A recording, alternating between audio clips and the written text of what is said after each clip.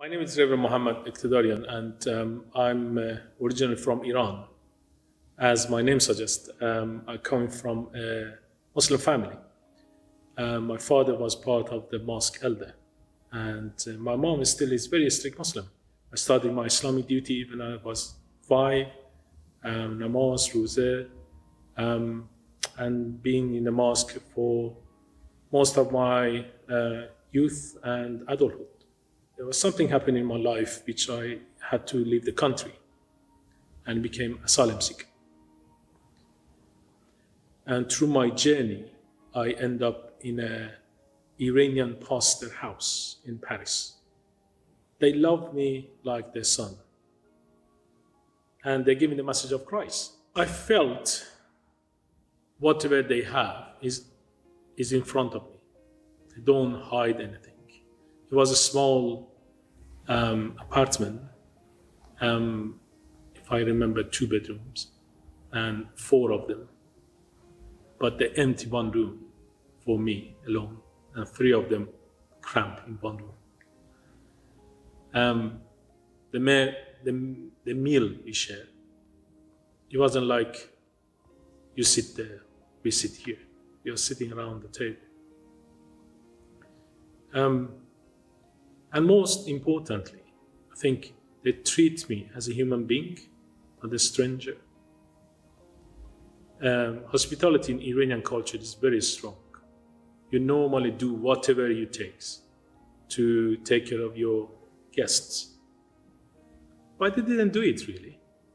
They did it as they took care of their sons and daughters. And I felt relaxed. At the same time, they challenged me. It didn't stop them to say about the message of Christ. It didn't stop them to challenge my beliefs.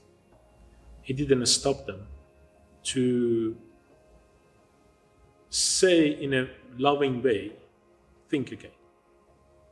Because I read the Quran before, 4 times, now I read the New Testament Bible, I could compare. Obviously, I rejected first. I thought this is devils, this is not something right. But the more I did my journey, the more God works inside my heart and soften it in a sense.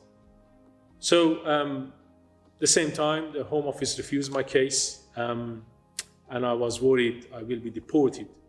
I tried to escape to go to Canada illegally. It was a mistake, but God used it for His glory. So they caught me and put me in detention center. I was in detention center for 4 months. And in detention center, you don't have anybody else except God. Because any moment, any second, they can take you and put you in a plane and return you back to your home country. Again, one of the guards in the detention center was a born-again Christian. And he helped me to understand about the Christian concept, about the Holy Spirit, about the Trinity. So I gave my heart fully to the God, and I said, if you release me, I will serve you. And he did his promise.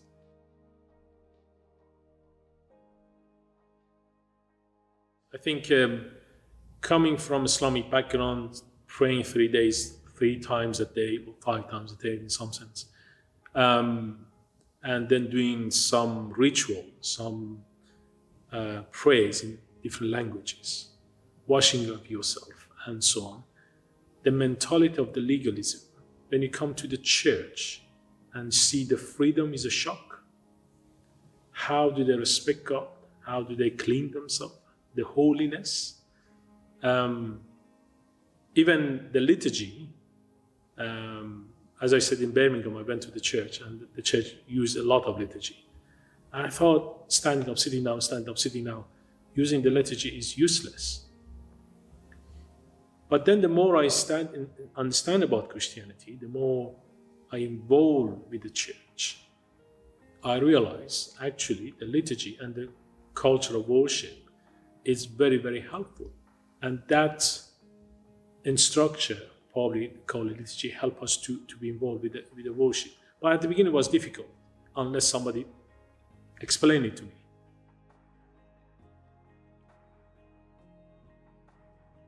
Then I went to the cathedral, which the Iranians tried to help the British people for tea and coffee.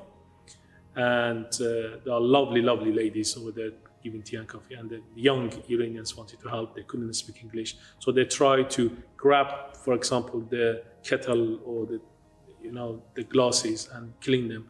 And the ladies get upset. So we come together and we said, okay, you need to learn from each other as well as helping each other. This is the way the Iranians try to help. This is the way the British ask for help. But how can we accommodate both to each other? So different culture has different attitude towards the time, towards the decision making, towards the team working, towards the disagreement, towards the giving the feedback. I think we need to, as a church, in both sides, we need to learn these differences shouldn't and mustn't divide us, but use it as an opportunity to learn from each other. And I'd like to emphasize in this great verse, the great commandment, which the Christian heard it many, many times. Love the Lord your God with all your heart, with all your soul, and with all your mind, and love your neighbor as yourself. God has brought many Muslims among us, many Muslim neighbors among us, Muslim background neighbors among us. And it's a great opportunity to love them. It brings challenges itself, but loving them from both sides can sort out many challenges.